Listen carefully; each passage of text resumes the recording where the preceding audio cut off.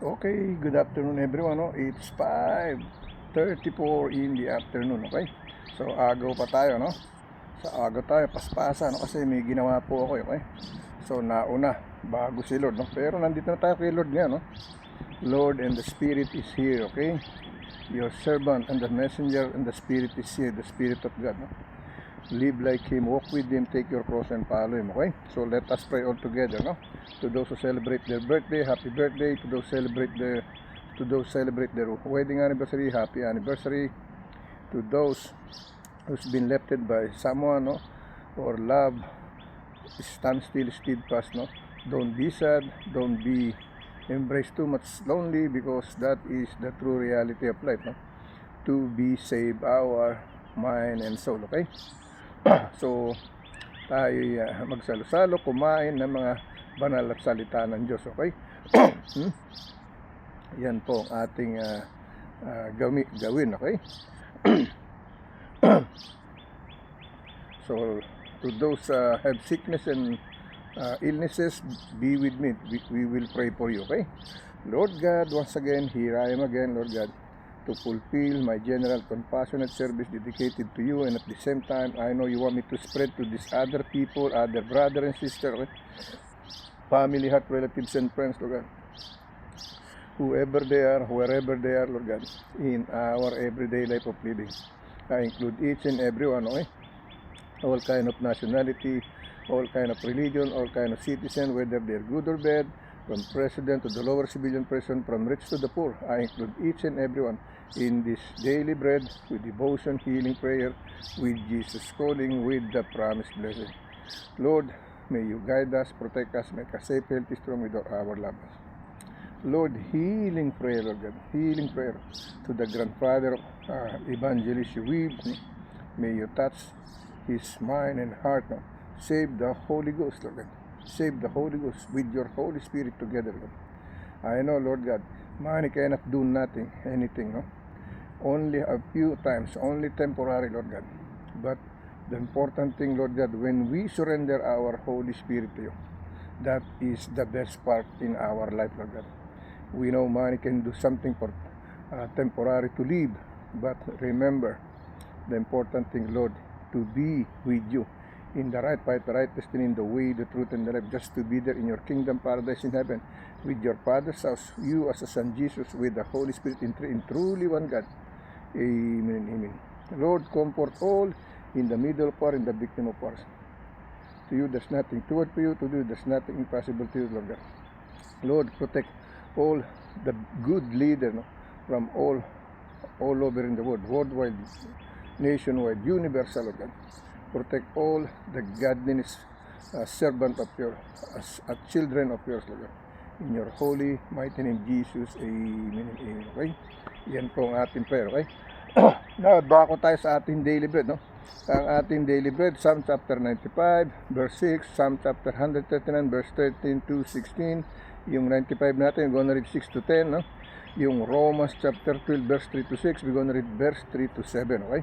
Now, let me read the daily bread prayer, no? Psalm and Romans, okay? I worship and bow down before you, my Maker, for you have wonderfully, uniquely designed my looks, abilities, and my personality. I rejoice that you have gifted me for the special purposes you have been mine for my life, okay? Surely you have been good to me, O Lord, okay? Again, let me read for the second time, no? I worship and bow down before you, my Maker, for you have wonderfully, uniquely designed my looks, no? My abilities, my personality. I rejoice that you have gifted me for the special purposes you have in mind for my life. Surely you had been good to me, O Lord, okay? Yan yung ating Psalm chapter 95 verse 6, we're going to read 6 to 10, Psalm 139, Psalm chapter 139 verse 13 to 17, no? Romans chapter 12 verse 3 to 7, okay? Now let me read in Tagalog version, okay? Day 10, no, ikasampu na araw, okay? Ako'y sumasamba at sumuyo ko sa iyo ang aking may likha para sa iyo, kamanga-manga at natatanging idinisensyo ang aking itsura, ang aking kakayahan at ang aking pagkatao. Ako'y nagagalak na iyong pinagpagkaloob sa akin para sa mga espesyal na layunin na nasa isip mo, no? Para sa aking buhay. Tiyak na naging mabuti ka sa akin, Panginoon. Okay? Naging mabuti talaga sa akin, Panginoon. Imagine, in this age of mine, I'm still strong. I'm still in the right mind, the right health, no? Good health, no? Imagine, that's why God is good to me, no? And I'm still here. He called me from the maybe my last decade, or maybe give me more decade, no? Another decade. He called me to serve Him, to speak with Him together, no? He saved my Holy Ghost with His Holy Spirit, no? My body now is not only my own, it is the temple of God, the church of God, the holy gospel word of God, the holy storehouse of word of God. Okay? That's what He made it to myself. Okay? He made me servant, He made me messenger. Okay? It said, live like Him, walk with Him, take our cross and follow Him. And I do that, no? I hope you do that too. Okay? So let me read Psalm chapter 95, verse 6, no? 6. But you know, we're gonna read the whole chapter, no? 1 to 11. Okay? Here is the message, no? Came, let us sing unto the Lord. Let us make a joyful noise, no? To the rock of our salvation. Okay? Verse 2. Let us come before His presence with thanksgiving and make a joyful noise unto Him with psalm. Okay? Verse 3. For the Lord is a great God, a great King above all gods. Okay? Sa lahat ng mga dinidiyos, mas pinaka-Diyos siya. Siya ang tunay na Diyos. Verse 4. In His hand are the deep places, no, of the earth. The strength of the hills is His also. Okay? Verse 5. The sea and He made it, no, and His hands formed the dry land. No? Verse 6. Come, let us worship and bow down. No? Let us kneel before the Lord our Maker. Verse 7. For He is God, and we are the people of His pasture, and the sheep of His hand. Today, if ye or you will hear His voice. Okay? Verse 8. No, harden not your heart, as in the provocation, and as in the days of temptation in the wilderness. No? Verse 9. When your fathers tempted me, proved me, and saw my work. Okay? Verse 10. 40 years long was I grieved with this generation, no? And said, it is a people that do error in their heart, no? And they have not known my way, no? Hindi kinakalala yung kanyang daan, no? They don't know, and they have not known my way. Okay? Yan ang sinasabi. Okay? Verse 11, no? Unto whom I swear in my wrath that they should not enter into my rest. Okay? Ito sa Tagalog ba, mga awit o kanta, paano siyam na putlima, versikulo 1 hanggang 11. Okay? Binasa na natin buong chapter. Okay? We read the whole chapter, no? In Spanish, no? Salmo, Salmo, Canción, Kapitulo 95, versikulo 1 hanggang 11, no? In English, song or sing or psalm, no? Alright? Here is in Tagalog version, no? O magsiparito kayo, no? May pamilya nito, pagpuri sa Panginoon at babala laban sa di pagsampalataya. Okay? Sa hindi pagsunod, it means to all the warning to all the disobedient. No? That's what it happens. Okay? O magsiparito kayo, tayo magsiawit sa Panginoon, tayo mga kaingay na may kagalakan sa malaking bato na ating kaligtasan. No? Versikulo 2. Tayo'y magsihanap ng kanyang tayo magsiharap sa kanyang harapan, no? Na may pagpapasalamat, tayo magkaingay na may kagalakan sa kanya na may mga pag-aawitan. Versikulo 3. Sapagkat ang Panginoon ay dakilang Diyos, ay dakilang hari sa lahat ng mga Diyos. No? Versikulo 4. Na sa kanyang kamay ang mga malalim na dako ng lupa, ang mga kataasan ng mga bundok ay kaniya rin. Okay? Ay kaniya rin. Okay? Versikulo 5. Ang dagat ay kaniya at kaniyang ginawa, at ang kaniyang mga kamay ay lumika ng tuyong lupa, no? Versikulo 6, o magsiparito kayo, tayo'y magsisamba at magsiyukod, tayo'y magsiluhod sa harap ng Panginoon na may lalang sa atin, okay? Na may lalang sa atin. Versikulo 7, sapagkat siya ay ating Diyos at tayo bayan ng kanyang pastulan at mga tupa ng kaniyang kamay. Ngayon, kung inyong didinggin ang kaniyang tinig, no? Versikulo 8, huwag ninyong pagmamatigasin ang inyong puso, gaya ng Meriba, gaya sa karawan ng Masa sa ilang, no? Versikulo 9, no? Nang tuksuhin ako ng iyong mga magulang, tinikman ako at nakita ang gawa ko, okay? Versikulo 10, 40 taong namanglaw ako sa lahing yaon, no? At aking sinabi, bayan nagkakamali sa kanilang puso at hindi naalamanan ang aking mga daan, okay? Versikulo 11, kaya't ako'y sumumpa sa aking puot na sila'y hindi magsisipasok sa aking kapahingan, okay? So nagalit ang Diyos, no? Nayamot din kasi marami ng kasusuyo, pakiusap, no? Ganitong gawin nyo, ganito, hindi nasunod, binabaliwala, no? Sinusunod yung kanilang sariling kagustuhan, mga pagkakasala, no? Sila nilang yayakap, sila nilang sinusundan ng yapak, okay? Now, let's go to read the other one, no? Psalm 139 verse 13 to 17, okay? Psalm 139 verse 13 to 17, okay? 139, bakit nasa 19, okay? Dito, 139, okay?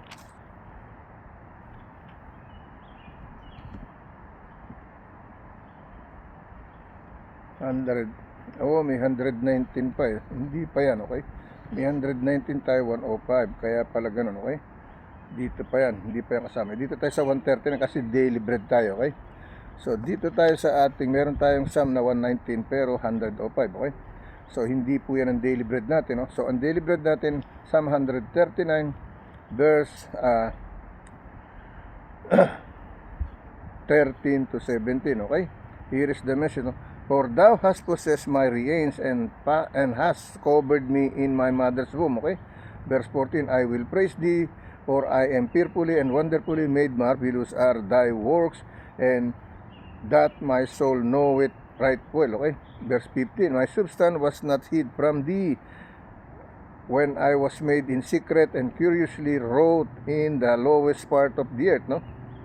Verse 16, okay? Thine eyes did see my substance, and yet being unperfect, and in my book all my members were written, which is continence, where passion, when as yet there was none of them. Verse 17, no? How precious also by the thoughts unto me, O God, how great is the sum of them, okay? Now, let's go to the Tagalog version, no? Sa Tagalog mga awit o kanta, pahina 139, versikulo 3 hanggang 17, okay? Sa Spanish, Canción o Salmo, kapitulo 139, no? Versikulo 13 hanggang 17, okay? Here's the message in Tagalog version, no? Sapagkat inyong ina nyo ang aking lamang loob, iyo akong tinakpan ng bahay bata ng aking ina. Versikulo 14, no? Ako'y nagpapasalamat sa iyo sapagkat nilalang ako nakakilakilabot at kagilagideras. Ang iyong mga gawa ay nalalamang mabuti ng aking kaluluwa, no? Alam ng aking kaluluwa, no? My Holy Ghost knows what God did, okay? Versikulo 15, ang katawan ko'y hindi nakubli sa iyo nang ako'y gawin sa lihim at yariing mainam sa mga pinakamababang bahagi sa lupa, okay? Versikulo 16, nakita ng iyong mga mata ang aking mga sangkap na disakdal at sa iyong aklat ay pawang nangasusulat kahit na ang mga araw na itinakda sa akin nang wala pang anumang sa kanila, okay? Versikulo 27, no? Pagka mahalaga rin ng iyong mga pag-iisip sa akin, O Diyos, pagka dakila ng kabuuan nila, okay? Yan. Now, punta tayo sa Romans, no? Punta natin ng Romans, okay? Romans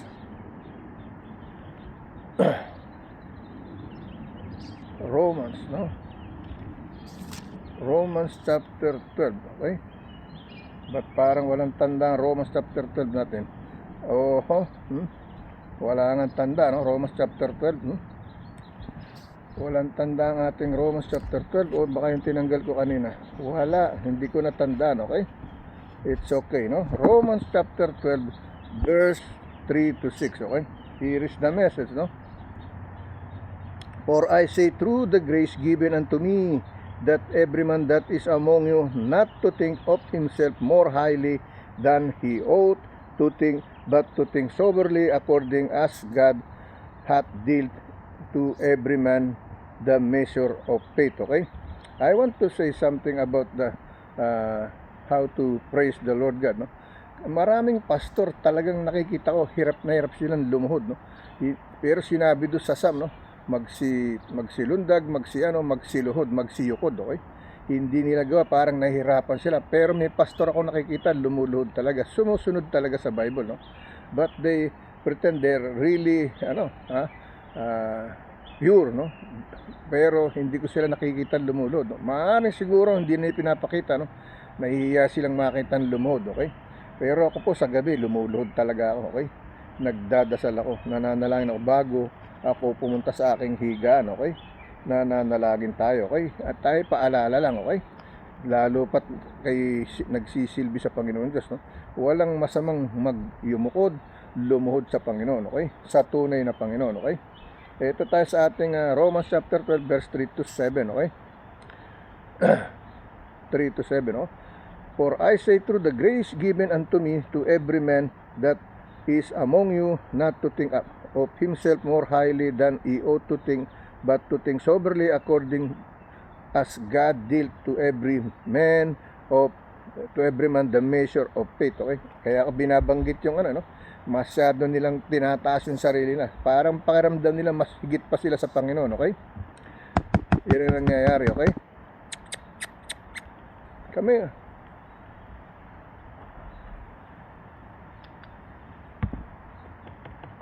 Come here, come here. Come here. Saglit lang, no? Saglit. Come here, come here. Come on. Ayaw mo. O siya ka, ha? Oo.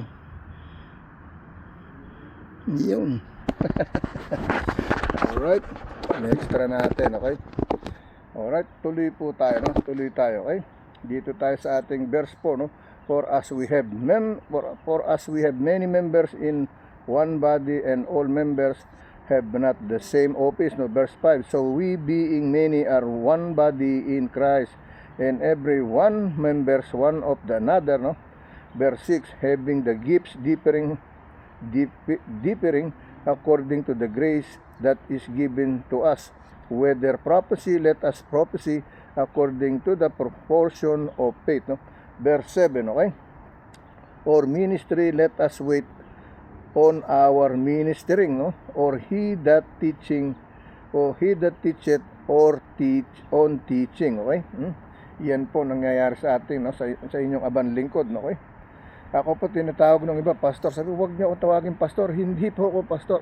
I'm only a simple person, no? A servant, no?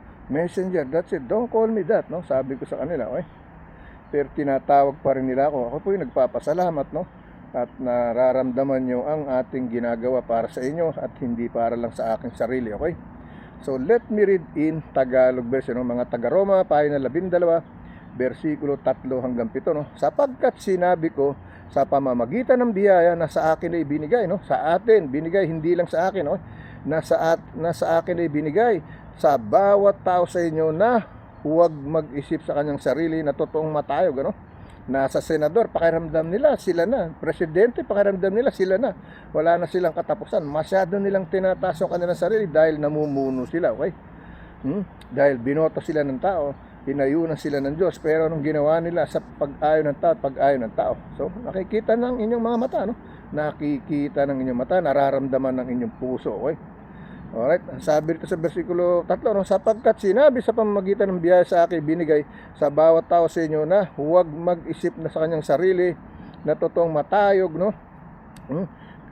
kaysa nararapat niyang isipin, hindi mag-isip na may kahinahunan ayon sa kasukatan ng pananampalataya na ibinahagi sa inyo sa bawat isa. Okay?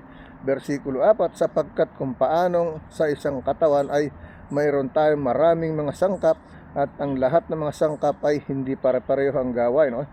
Versikulo 5, ay gayon din tayo na marami ay iisang katawan kay Kristo at ang mga sangkap na sama-sama sa isa't isa. Versikulo 6, no? At yamang may mga kaloob na nagkakaiba ayon sa biyaya na ibinigay sa atin, kung hula ay mga huhula tayo ayon sa kasukatan ng ating pananampalataya. It depends on our faith, no? Versikulo 7, last versikulo 7, no? 7, okay? O kung ministro ay gamitin natin ang ating sarili, no, sa ating ministeryo, o nagtuturo o sa kaniyang pagtuturo. Okay? Hindi po tayo nagtuturo dito kung hindi nagbabahagi ng salita ng Diyos, no? I don't want to think I'm just teaching you.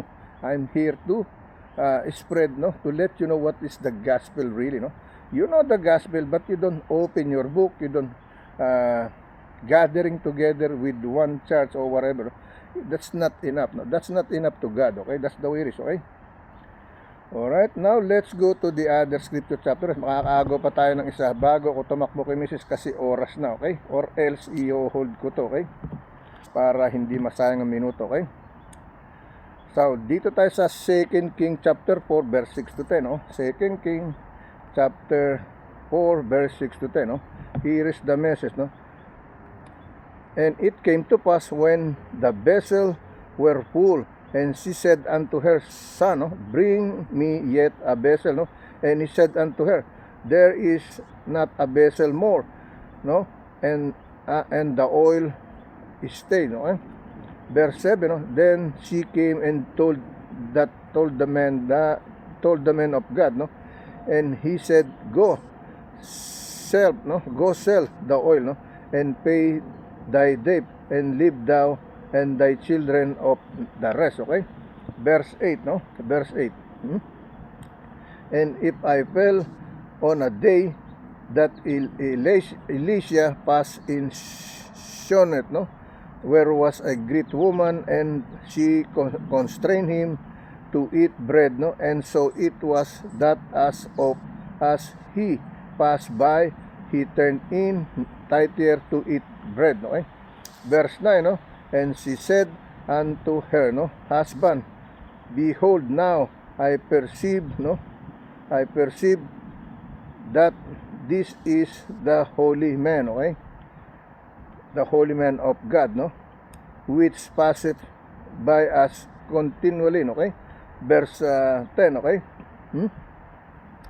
verse 10, let us make a little chamber, no, I pray thee, on the wall, and let us set from him there a bed and a table and stool and a candlestick, and it shall be when he cometh to us that he shall turn in thither. Okay, so babalikan natin to, iiwan natin to cellphone. Okay, okay, continues tayo sa ating 2 King chapter 4 verse 6 to 10, no? Sa Tagalog na tayo, no?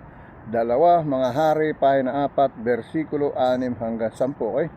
At nangyari nang mapuno ang mga sisidlan ng kaniyang sinabi sa kaniyang anak, dalhan mo pa ako ng isang sisidlan. At sinabi niya sa kanya, wala pang sisidlan, at ang langis ay tumigil. Okay? Versikulo 7, nang magkagayon na paroon siya at kaniyang isinaysay sa lalaki ng Diyos at kaniyang sinabi, ikaw ay yumaon, ipagbili mo ang langis at bayaran mo ang iyong utang at mabuhay ka at ang iyong mga anak sa nalabi. Okay, versikulo 8, si Eliseo at ang babaeng Sunamita, no? Sunamita. Okay, yan ang sinasabi, no? Okay, yung may title. Okay, doon sa versikulo 8, no?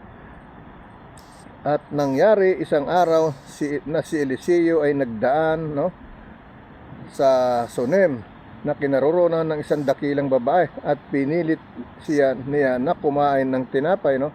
At nagkagayon, sa tuwing siya'y daraan doon ay lumiliko roon upang kumain ng tinapay, no?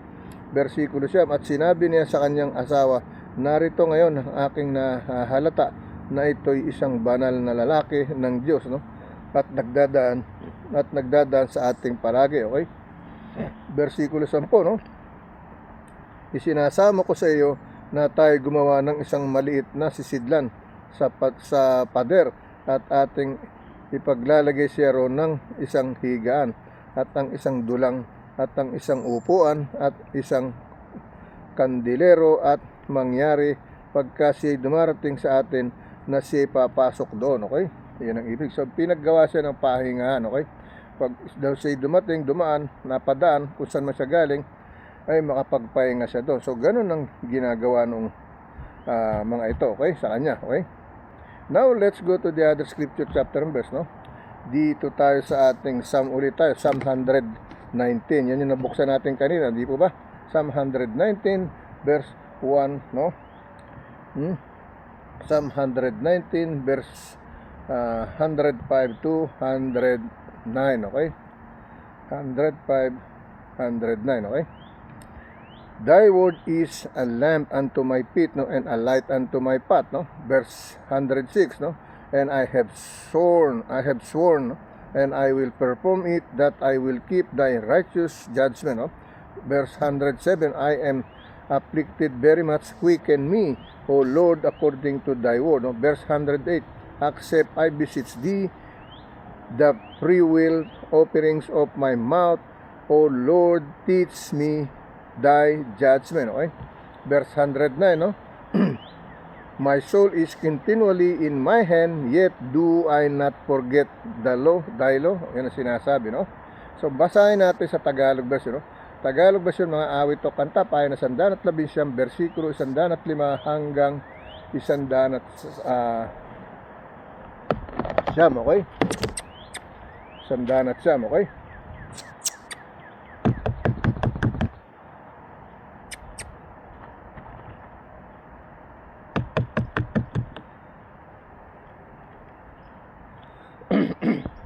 Isandan at siyam, okay? So, dito tayo sa ating Tagalog version, okay?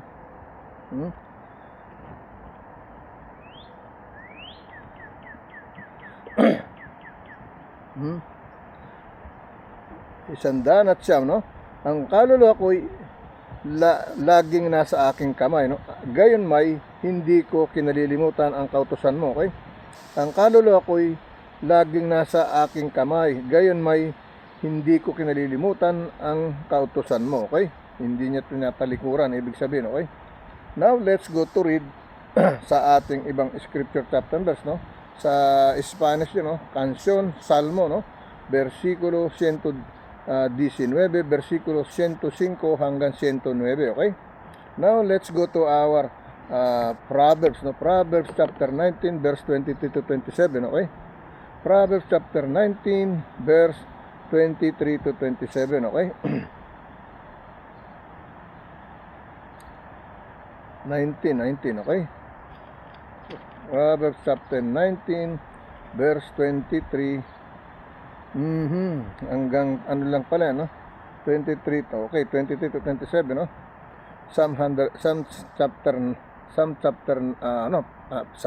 Proverbs chapter 19, verse 23 to 27, okay? Proverbs chapter 19, verse 22 to 7. The fear of the Lord tendeth life, no? And he that hath it shall abide satisfied. He shall not be visited with evil, okay? Hindi siya kailanman dadalawin ng demonyo kasi ano siya, kabanalan, okay?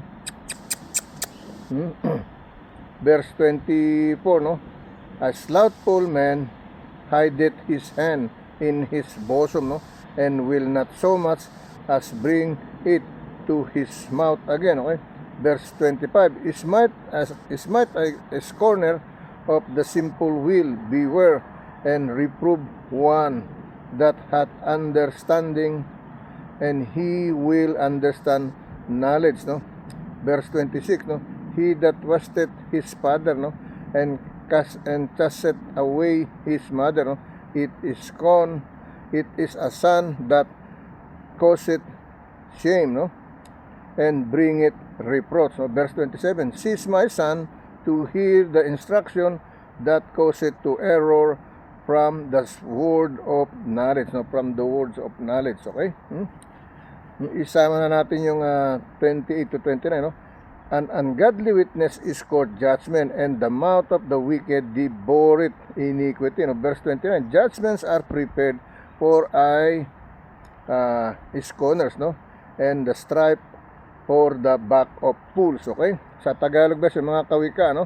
Pahinad 11, versikulo 23 hanggang 29 na, okay? Sinama na natin 28, 29, okay? Sa Spanish, Proverbios Kapitulo 19, versikulo 23 hanggang 27, okay? Here is in Tagalog version, okay? Ang pagkatakot sa Panginoon ay patungo sa kabuhayan, no? At ang nagtatangkilik noon ay tatang may kasiyahan, hindi siya dadalawin ng kasamaan, okay? Versikulo 24, no? Idinadampot ng tamad ng kanyang kamay sa pinggan at hindi na magsusubo pa sa kanyang bibig.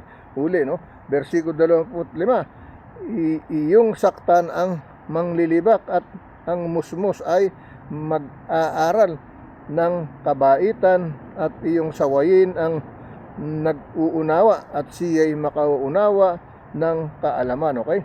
Versikulo 26, no? Ang sumasamsam sa kaniyang mga ama ay nagpapalayas sa kanyang ina, ay anak ng nakakahiya at nagdadala ng kakutsaan, okay? Versikulo 27, okay? Magtigil ka, anak ko, sa pakikinig ng aral ng naliligaw lamang mula sa mga salita ng kaalaman, okay? Versikulo 28, o walang kabuluhang saksi ay lumilibak sa kahatulan at ang bibig ng masama ay lumalamon ng kasama, no? And the ungodly witness, no, is scorneth judgment, and the mouth of the wicked devoureth iniquity, no? Yan ang sinasabi, no? Ang walang kabuluhang saksi ay lumilibak sa kahatulan, no? At ang bibig ng masama ay lumalamon ng kasamaan, okay? Versikulo 29, ang mga kahatulan ay nahanda sa mga manglilibak at ang hampas ay sa likod ng mga mangmang, okay? Judgments are prepared for the scorners and strive for the back of fools, no? Yan ang sinasabi, okay? Now let's go to other one, okay? Let me see if we can still read this, no? Sa Isaiah chapter 30 verse 21 to 25, no? 21 to 25, okay? So hindi na to kakasya, no? So para hindi tayo magipit, dali na natin sa ikalawang video, okay?